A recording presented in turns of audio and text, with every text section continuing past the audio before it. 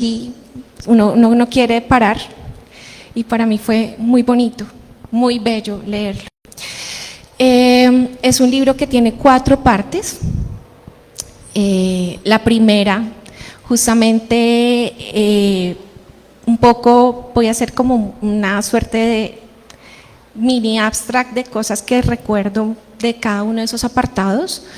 El primero tiene que ver con esas coyunturas políticas que tuvieron incidencia en la educación y en la manera como se adoptó gradualmente la enseñanza de las artes, tanto en la educación básica de la población en el siglo XIX como en la formación profesional o también en la formación ya tal vez no profesional, pero sí de aquellas personas que querían acercarse al arte. Y en ese sentido, cómo gradualmente también se fueron perfilando espacios para las mujeres, ¿no? El segundo capítulo ya se centra a pensar cómo fue el proceso de formación de la mujer en esas últimas décadas del siglo XIX y los primeros años del siglo XX. Recordemos que hay un momento muy clave en esos primeros años del siglo XX y es la Guerra de los 1000 días. Y hay una fractura también en las condiciones políticas del país y la manera como se va a comportar también la intención de un gobierno frente a su escuela de artes y frente a la formación de la población. El cuarto capítulo es un capítulo que a mí particularmente me encantó por ser museóloga y porque siento una cercanía a ese tipo de temas, y es justamente donde habla el maestro de las distintas exposiciones de la industria agrícola y de la industria que tuvo el país y cómo en esos capítulos de esas exposiciones en efecto aparecen las artes, y de ahí el maestro hace una suerte de clasificación que ahorita pues voy a preguntar una suerte de asuntos al respecto. Y por último, es un capítulo muy hermoso porque es un capítulo donde el maestro trae a colación los discursos de varios historiadores del arte canónicos, entre esos Álvaro Medina, entre esos Eugenio Barney Cabrera, y la manera como la aproximación de estas dos personas cambia cuando se habla de una mujer o cuando se habla de un artista hombre. Entonces, ese pequeño introducción nos da la partida para el capítulo donde él desarrolla esa reflexión tan bonita sobre el trabajo de la maestra Holguín, que también me interpeló muchísimo porque pues yo soy bogotana, yo nací en Bogotá, me crié en un colegio privado, gran parte de las confrontaciones y contradicciones que aparecen aquí yo las viví, aunque no era un colegio de monjas.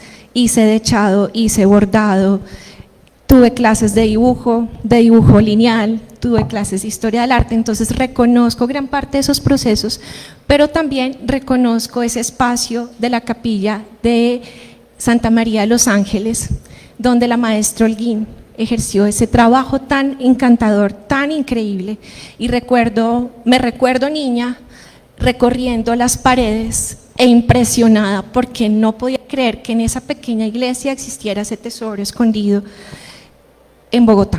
Entonces hay que ir a esa capilla a valorar el trabajo de esta artista. Entonces ahora sí, después de hacer como esos pequeños, tal vez escapo la gran mayoría y la potencia de los apuntes que hace el maestro García, pero ahora sí voy con las preguntas incómodas y que creo que también pueden ser de utilidad para la mayor parte de las personas que están aquí presentes, que somos personas que estamos formándonos. Me incluyo, porque yo también soy estudiante, y como profesora y estudiante también nunca terminamos de aprender, ¿no? Y en ese sentido, a mí me llamó mucho la atención que en la introducción tú hicieras una mención a la diferenciación, ¿no? Dices, metodológicamente ha sido todo un reto porque me ha llevado a unir la historia con la historia del arte. Entonces, ahí va como la primera pregunta. Desde esa reflexión de la historia como disciplina, ¿cuáles son las diferencias que tú también lograste percibir desde tu oficio haciendo este trabajo con el oficio de la historia del arte? ¿Dónde están esas distancias y dónde están también sus relaciones como campos de conocimiento? Esa es una pregunta bien potente. Estoy pensando en dos cosas al mismo tiempo. Estoy pensando en un libro de Krakauer a propósito de cómo el ejercicio del historiador se parece mucho al ejercicio de quien trabaja en un laboratorio de fotografía, ¿no? Es el proceso de dar luz a algo, ¿sí?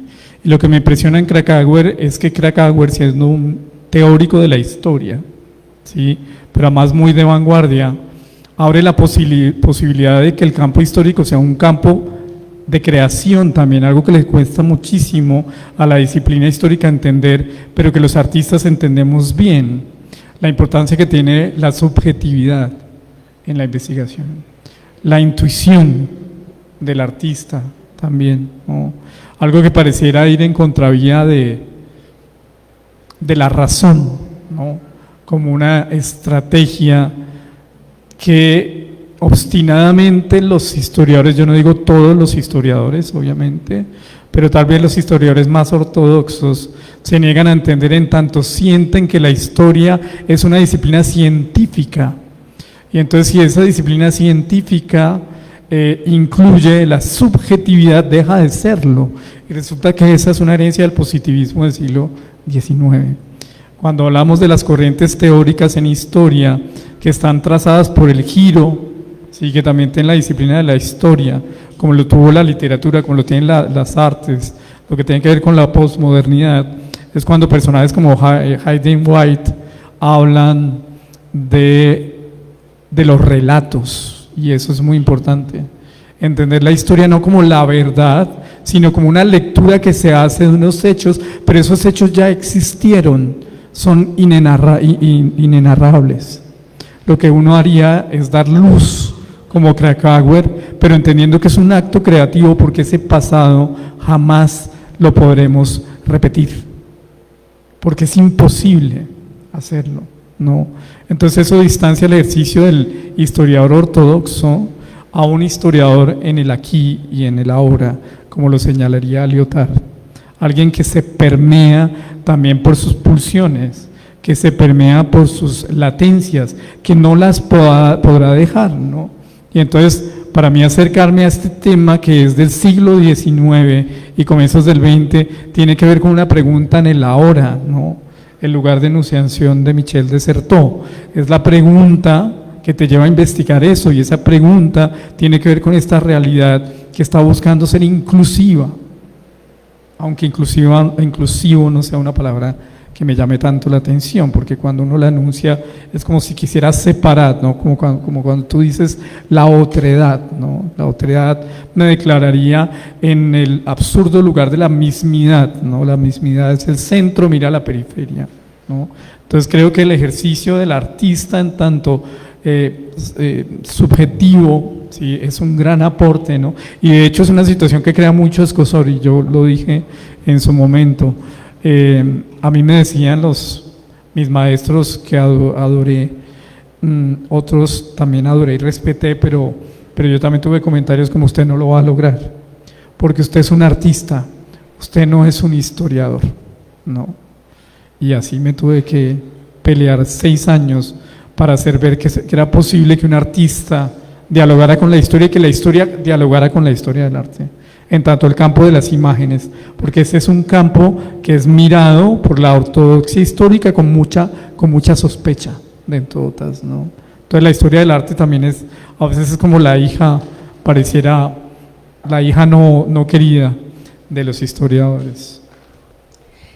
En esa lógica del oficio del historiador, en la introducción, tú hablas un poco de esos momentos, de esos lugares que recorriste, de esas fuentes que consultaste, De pronto si podías aquí para los presentes contarnos un poquito como para provocarnos de la reflexión sobre el oficio metodológico del historiador, ¿no?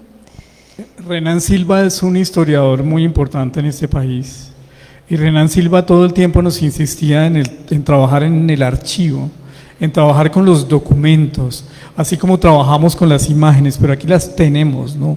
No es una imagen digital, las tenemos aquí, ¿no? Y yo recuerdo la primera vez que fui al archivo, claro, yo tenía, como les decía en la conferencia anterior, a mis tutores diciéndome que no lo iba a lograr, que porque sobre ese tema me iban a salir 70 páginas, y terminó siendo 300 y pico de páginas, ¿no? O sea, de entrada tuve el obstáculo, no lo va a lograr. Y la primera vez que llegué al archivo, curiosamente, descubrí un documento que ya hablaba de las mujeres. Pero les tengo que confesar que para los artistas descubrir un archivo es una cosa. Cuando yo tuve un documento por primera vez firmado por Andrés Santamaría, yo me quité los guantes. Esta es una confesión aquí en público. Y tocaba el volumen de la tinta porque no lo podía creer, porque era estar con una conexión con un cuerpo ausente, pero que ahí estaba su pensamiento.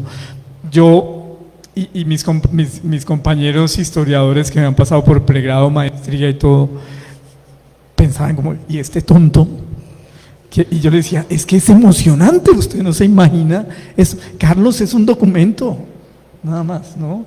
Entonces ahí empezaban como las diferencias. Yo creo que la otra gran diferencia tiene que ver también con cuando uno identifica en los inventarios la ausencia de materiales, ¿no? Se necesita estar formado como artista para entender qué es eso. Un historiador no te lo lee de la misma manera. Pero me estoy desviando de la pregunta. Yo creo que ahí sí la contesté. Y entonces, bueno, el afecto por la fuente, el ir directamente a las fuentes. Dentro de mis compañeros de doctorado, yo era, junto con otra compañera que es profesora de la Universidad del Tolima, Adriana Rodríguez, íbamos directamente a los archivos. Los historiadores de las nuevas generaciones no van a los archivos, van a los bancos digitales, ¿sí? Y se pierden algo que Renan nos decía que era el goce más profundo.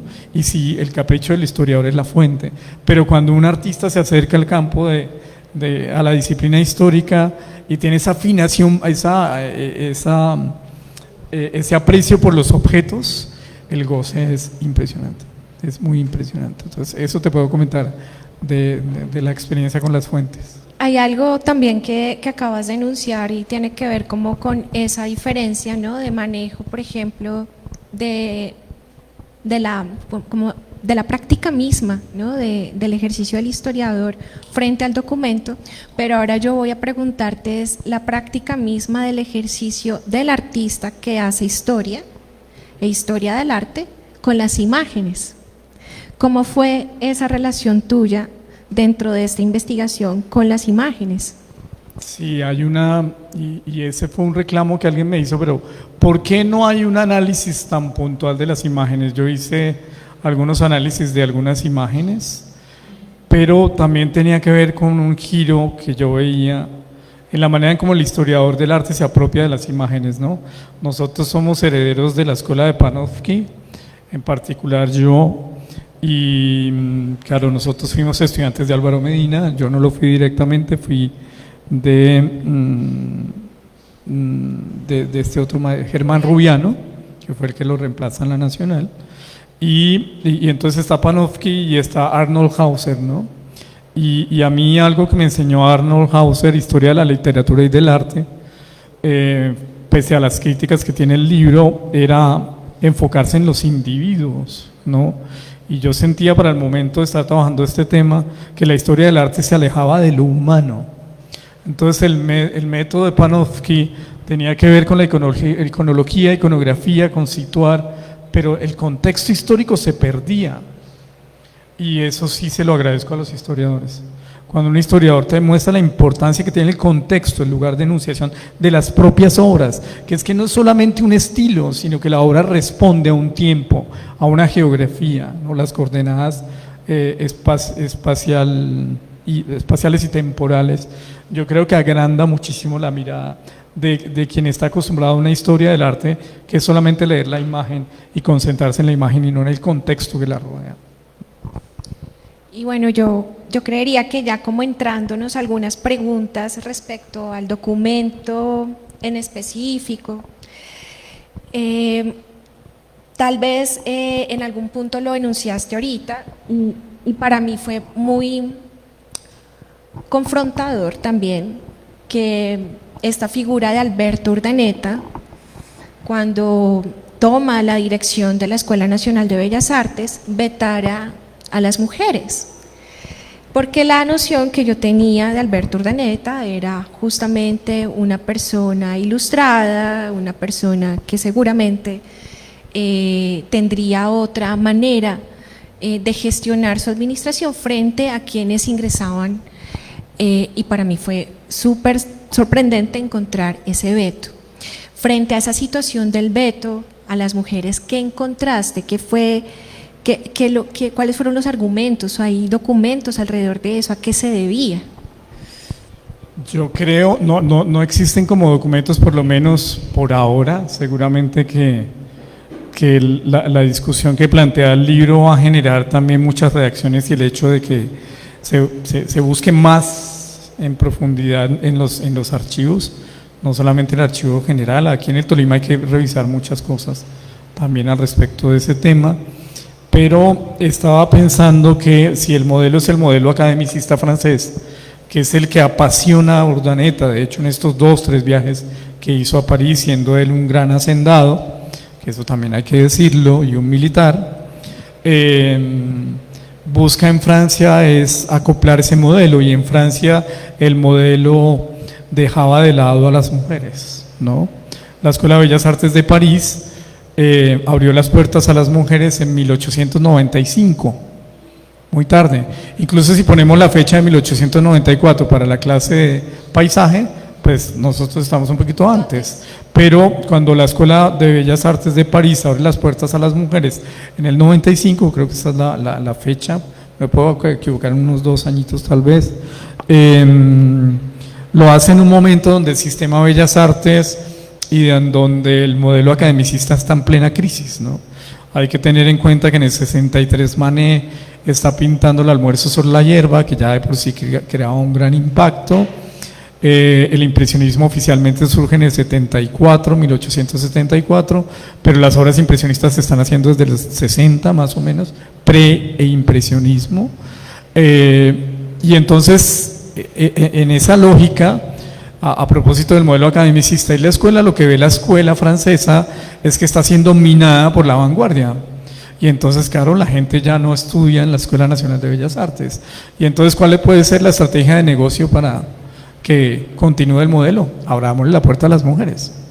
Las mujeres se estaban formando en el campo privado, ¿sí?, con profesores de igual calidad, así como en Colombia, porque esa es la historia que también relata el libro, y es la formación privada. Nosotros no historizamos la formación privada, historizamos la formación oficial, y resulta que las mujeres se están formando en el ámbito de lo privado, ¿cierto? Con unos niveles altísimos. Es que las apreciaciones de Gutiérrez no son gratuitas. Cuando él dice, es que ya están formadas, la pregunta es, ¿pero cómo? Si a mí me han dicho que las mujeres, no, pues sí, estaban formándose en el ámbito de lo privado, ¿no?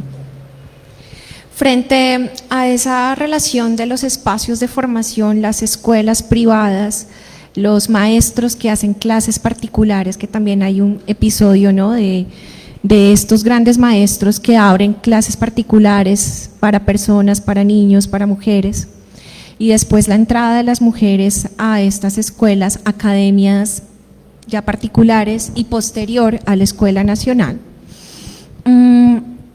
¿Cuál era la perspectiva frente al ejercicio de las artes en el país? Porque ahí hay algo bien interesante, y es la perspectiva de la profesionalización de un campo y la gradual justamente construcción de un campo de conocimiento que debería, entre gaspas, poder ser, o entre comillas, poder ser equiparable a la formación en un campo científico o en otros campos. ¿Cómo ves esa construcción de la Escuela Nacional de Bellas Artes en relación con tu investigación y la construcción de un campo disciplinar profesional del artista? Porque también ahí en tu documento aparecen también cómo hay un leve titubeo de la aceptación de las mujeres en la Escuela Nacional por considerar que tal vez la aproximación que pueden hacer de las mujeres al arte tiene que ver más con una afición que con una profesión o asumir de manera seria el trabajo del arte. Sí, esa es una muy buena pregunta. Nombrar al primer libro, el que publicó la Universidad del Tolima, el sello editorial de la Universidad del Tolima, Imperativo y Desobediencia, tiene que ver con el hecho de que la realidad social de las mujeres en el siglo XIX está trazado por el imperativo de ser madres y esposas, y las madres de los hijos de la nación. Claro, al tener eso claro, uno puede entender la posición de los historiadores canónicos. Entonces las mujeres lo que hicieron tiene que ver con el espacio doméstico, entonces lo que hicieron las mujeres fue ocio y entretenimiento. Tengo que decir que sí, en la mayoría sí, pero no todas. Y la lógica que aplico a eso tiene que ver cuando era estudiante. Éramos muchos estudiantes, pero muy pocos realmente iban a ejercer una profesión seria en el campo del arte. En el tema de las mujeres es muy similar. Muchas se acercan al modelo, pero no son todas las que quieren ser artistas. Para muchas sí es entretenimiento, así como estudiar música era parte de la formación de las mujeres. Pero lo que yo encuentro es esa pequeña comunidad que sí fue muy insistente en que la cuestión no era de entretenimiento, ¿sí? Para Margarita Holguín, ser pintora no es que miren, el libro de Barney Cabrera sobre el capítulo del libro, que es el primero que le dedica a una mujer en el arte colombiano, que es sobre Margarita Holguín, se titula Margarita Holguín o la disciplina de lo inútil, de entrada. Y eso a mí me puso los pelos de punta, porque es un texto del 77, pero es un texto que está hecho para que cuando tú lo leas se te quiten todas las ganas de investigar más sobre mujeres. Cuando Margarita Holguín se lo planteó desde el comienzo, como una artista al 100%, a la historiografía del arte colombiano le crea escozor, le molesta ver que hay una mujer que se plantea el arte con toda la dimensión, a los Rose Bonheur, ¿cierto? Con todas, porque el imperativo es lo que siempre tienen que definir a las mujeres, ¿no? El imperativo es: sé esposa, sé madre, ¿sí? Sé virtuosa, ¿sí? Y demás, ¿no? Entonces creo que si seguimos arrastrando ese imperativo, pues no estamos viendo la luz. Y vuelvo a insistir, el arte tiene que ver no con que todos van a ser artistas, son muy pocos, ¿cierto? Pero a las mujeres es que se les borró y se les alejó de la posible lectura sobre esa realidad de ser artistas, y hay por lo menos unas 10 mujeres del siglo XIX que realmente se lo plantearon muy en serio. Si no, las palabras de Pombo no serían esas, si no, la posición de Gutiérrez no sería eso. Por eso es que ellos son dos protofeministas en el campo del arte, y es lo que yo aprecio muchísimo, unido a la cantidad de mujeres que también impulsaron a las mujeres, porque eso también hay que decirlo, ¿no? Hay una cosa que también está en el libro y lo deja ver claramente, es como las mujeres se educaron a partir de sí mismas. Cuando no encontraron al profesor, se reunían entre ellas. Pues es que miren la historia de Débora Arango, ¿cierto? Es que eso tiene unos antecedentes en el siglo XIX. Frente a esa actitud de las mujeres por buscar la forma entonces de educarse, de formarse, también hay un fragmento del documento donde se habla de una suerte de peticiones que hicieron las primeras estudiantes de la Escuela Nacional de Bellas Artes. Dentro de esas peticiones había algunos aspectos de infraestructura, de materiales, ¿Puedes un poco contarnos cómo fue esa solicitud? Que yo supongo un montón de mujeres así súper empoderadas que fueron y le escribieron una carta súper poderosa, muy argumentada al director, pero habían varias solicitudes en esa carta. ¿Cómo fue eso? Me voy a dar el permiso de no responder esa pregunta, porque si la respondo no compran el libro y no lo leen. Pero sí, eso fue maravilloso, encontrar cartas de mujeres siendo estudiantes de la escuela, diciéndole al ministro de Instrucción Pública, que era un cura, que ellas eran más aventajadas que los hombres y que no entendían por qué solo les daban 4 asignaturas cuando los hombres tenían 10. Y cómo, aparte de eso, el salón que se creaba para medir el grado y el dominio del modelo academicista, ellas pese a eso lo tenían, y que era reconocido como superior a los hombres. Y entonces, ¿por qué el ministro autorizó que el rector de la escuela, en este caso Santa María, tomara el dinero que era para el concurso de las mujeres y se lo diera al estudiante de apellido Rosas, que había ganado el concurso de los hombres? Eso es impresionante. Así, pero es que además en la misiva, en la carta, le tutean al ministro de Instrucción Pública y le dicen: es que como usted sabe, ministro, o como tú sabes, ministro, con tu alma de artista, ¿de qué mujeres estamos hablando? O sea, tienen el mismo nivel social, ¿no? Ustedes lo van a encontrar en el libro, pero ya tenemos que ir terminando porque aquí ya me están haciendo ojitos. Pero puede haber una pregunta más. Sí. Hay una parte que habla miren, algo que no, que era que los historiadores miraban como pero eso ¿de qué sirve? Reuní todas las nóminas desde 1886 hasta 1922, las nóminas de la escuela. O sea, fulano de tal se gana tanto y data clase, pum, pum, pum, pum, pum, ¿sí? Y es ahí donde encontré a Rosa Ponce de Portocarrero como la primera mujer en dar clases en la escuela a comienzos del siglo XX.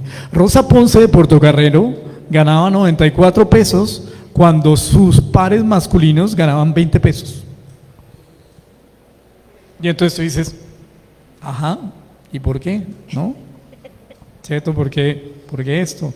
Pues hay que leerse el libro para que ustedes lo entiendan. Pero es así, es dinamita. No, como para cerrar, ya finalizando, tal vez me gustaría que nos contaras un poco. Hay un concepto que, ya retornando al asunto de las exposiciones, que tú hablas de espacios de socialización. ¿Sí es así? Sí, un poco basado en Hannah Arendt. Sí, podrías de pronto como hablar cómo fue esa construcción de ese concepto para pensar ese lugar y Habermas como el espacio de la exposición de artes, o el espacio de las exposiciones industriales, o el espacio del lugar donde algo se hace público y es visitado por otros, ¿no? Sí, digamos que en la lógica, el espacio del oikos, que es el espacio que los griegos reservaban, es el ágora y el oikos, ¿no? El ágora es el lugar de encuentro donde se discuten las cosas necesarias para que la sociedad griega, si se puede llamar así, se mantuviera en pie. Era un espacio masculino. Y el oikos es el espacio doméstico, ¿no? Estoy pensando en Derrida, y Derrida habla de cómo nuestra historia está construida a partir de las dicotomías, ¿no? Nosotros hablamos en términos de lo masculino, lo femenino, lo blanco, lo negro, ¿cierto? El bien y el mal, y nunca nos damos tiempo para los grises, ¿no? Las mujeres, pese a ese imperativo que las llevaba a estar adscritas al campo del hogar, es decir, al oikos, ¿cierto? cuando exponen, rompen el oikos. Es decir, el hecho de tener esta exposición acá, imagínense que fuera del siglo XIX, y el solo hecho de estar exhibiendo las obras a un público ya está rompiendo la dicotomía. En tanto las mujeres no estaban adscritas al oikos al 100%. El acto de exponer, y eso lo sabemos los artistas, el acto de exponer, que tiene que ver con exponerse, dentro de otras, ¿sí? Tiene que ver con romper la dicotomía entre lo público y lo privado. Lo público viene del ágora, ¿cierto? Hannah Arendt en La condición humana define claramente esas diferencias, pero históricamente y casi como un hecho natural se entiende que el campo de las mujeres es lo doméstico y el campo de los hombres es lo público. Y lo que yo trato de mostrar es que cuando se expone, independiente de que seas hombre y mujer, está rompiendo esa dicotomía. De manera que exponer es hacerse visible. Por eso ellas son invisibilizadas, pero ellas fueron visibles para una sociedad. Ellas rompieron un molde. Y eso es muy particular del campo del arte. Y me refiero al campo del arte en un sentido más amplio, porque eso también lo logra la literatura, si lo entendemos más ampliamente, o la música. Está rompiendo la dicotomía público-privado, ¿no? Una pregunta sobre las dicotomías que en todas funciona y que es necesario hacernos en nuestra actualidad también. Yo creo que pegada a esa pregunta, y esto sí ya es para terminar, es esa relación con lo público, con que la mujer rompe el espacio, lo doméstico, cuando justamente aparece en estas exposiciones. Hay un momento donde tú hablas en el libro de que justamente al exponerse también las mujeres comienzan a tener una de las condiciones que las hacen ser homólogas a sus pares hombres en términos de lo que deben hacer para ser entendidas en la sociedad en su momento como artistas. ¿Puedes por favor recordarnos a los que estamos aquí presentes qué tenía que hacer una mujer en el siglo XIX para entenderse como una artista profesional?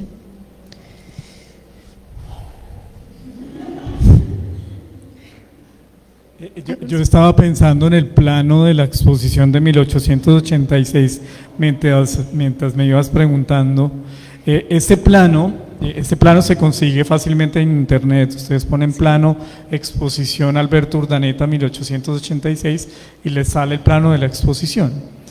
En ese plano ustedes ven que el patio central está rodeado por obras de Arce y Ceballos, que se estaba buscando a propósito la idea de un pintor nacional, casi como el Da Vinci, ¿cierto?, colombiano. Dentro de esos hay una anécdota buenísima, pero no alcanzo a contarla ahora, sobre unos colombianos que se llevaron unos cuantos Vázquez de Arce y Ceballos para que lo catapultaran como si fuera Leonardo da Vinci, pero bueno, no la puedo contar. Y entonces está el patio central, las obras de Vázquez. Luego vienen pintores extranjeros, ¿no? Pintores nacionales, estudiantes de la Escuela de Bellas Artes, y en el centro, muy hacia la carrera séptima, porque se trata del San Bartolomé, que está al lado del Congreso actualmente, hacia la séptima, salón de expositoras, ¿no? ¿Eso qué supondría para mí si yo estuviera en ese salón? Miren, curiosamente ese salón, dentro de otras, cuando entrabas, encontrabas un Cristo tallado en madera que las antecedía, o sea, Cristo las estaba vigilando. Ahí estaban todas ellas. ¿Qué implicó separar el espacio de las mujeres con respecto de los hombres? La historiografía del arte nacional, que les digo, no habló de esos temas, y cuando habló superficialmente, habló de obras menores. Pero, si yo soy una de estas mujeres, ¿cierto?, y veo que en la sala de expositores extranjeros, que es como el barómetro, es como el termómetro, perdón, ¿sí?, está Ville Lebrun, una mujer pintora francesa famosísima de la corte del rey, y luego me voy a ver lo de mis compañeras, yo qué es lo que siento. Porque es que aquí hay que ponerse un poco lo que dice Krakauer, hay que ponerse en los lentes del momento y obviamente hay que tratar de que todas las latencias queden afuera. Es un ejercicio muy difícil, pero una comunidad se crea cuando yo veo que esa comunidad es diferenciada. Aquí hablamos de paisajes, ¿cierto? Aquí hablamos de retratos. Este es el salón de expositoras y hay una pintora francesa importantísima y hay una fotógrafa importantísima norteamericana exponiendo en el salón de expositores internacionales. Pues esa es la creación de una comunidad.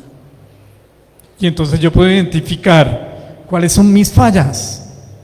Y entonces por eso se asociaban, por eso escribían juntas, por eso como es hoy en día las luchas de las mujeres son luchas que se dan en conjunto, ¿no? Y entonces el germen de eso yo lo encuentro en esas exposiciones maravillosas. Entonces lejos de pensar que lo que hay ahí es que es muy malo, no, ahí miremoslo un poquito, abramos el obturador, si quieres, a lo Krakauer, y miremos eso en términos sociales, ¿qué implica?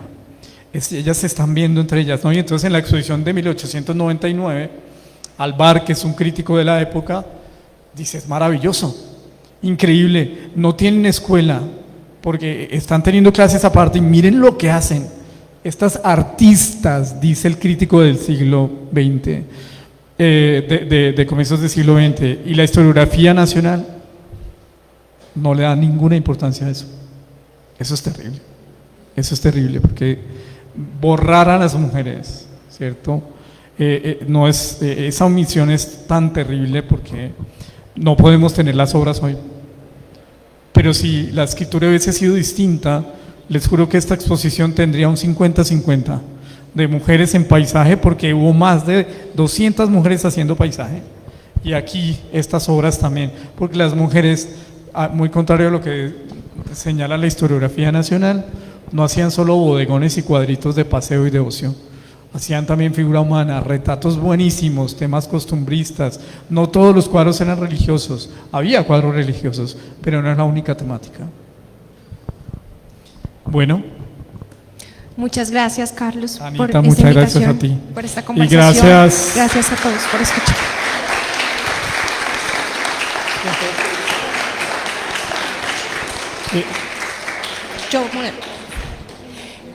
¿Tienen alguna pregunta, comentario, opinión? Antes de que salgamos a la salgamos. copita de vino que tenemos afuera, ¿alguna pregunta? Sí, Anita, muchas gracias además porque era lo que yo quería también ser iba la a hacer. moderadora. Te quería ser la moderadora.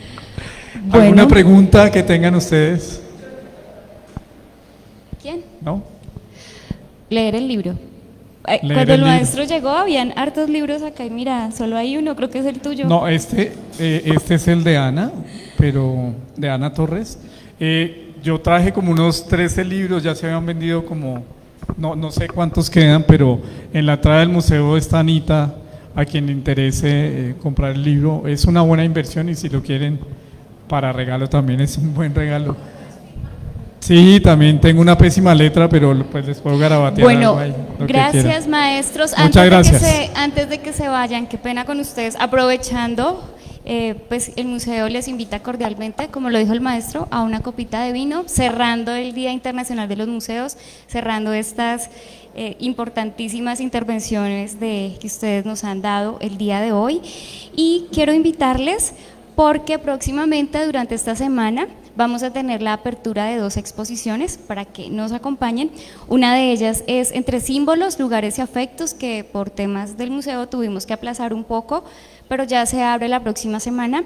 Y la otra exposición es de un artista mexicano que se titula El Jardín de los Olivos, de Raúl Pineda. Así que los esperamos para que nos acompañen y también para que nos sigan en nuestras redes sociales. Hoy felices porque hicimos nuestra primera transmisión de un evento y esto pues se debe a todo el apoyo que hemos tenido de parte de los públicos en el museo. Bueno, feliz noche para todos y la copita de vino en el hall. Gracias.